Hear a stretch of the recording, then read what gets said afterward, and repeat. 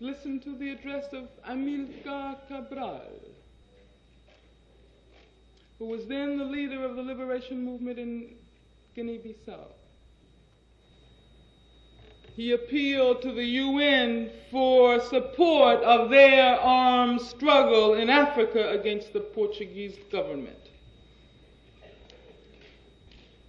And you may not believe it, but as a result of his appeal, the UN voted not only to recognize Amilcar Cabral's party as the only legitimate representative of the people whom the Portuguese pretend to rule, but they voiced their support, they voted their support for armed struggle against the Portuguese.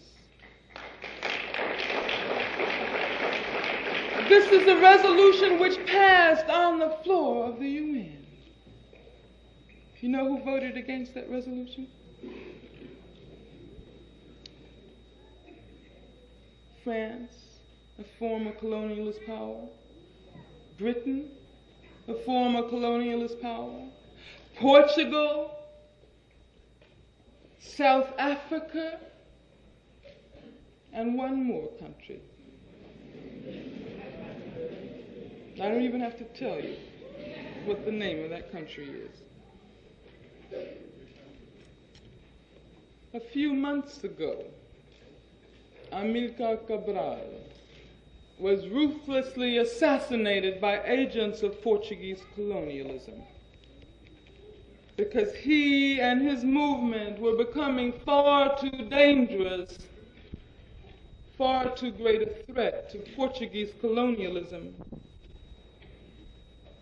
and to the imperialist hold over Africa in general.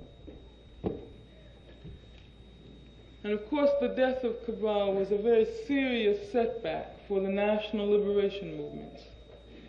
In the first place, for the movement in Guinea-Bissau and Cape Verde, but also for the national liberation movements throughout Africa, in Mozambique, in Angola, in Zimbabwe, and throughout the continent where there continues to be colonialist domination. Yet, those of us who are involved in the global battle against imperialism know that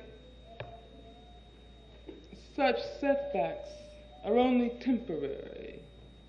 They are not permanent defeats because they cannot halt the tide of resistance.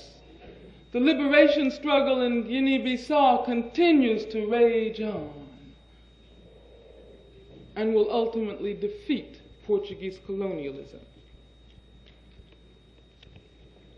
Like the coup d'etat in Ghana, when Nkrumah was deposed,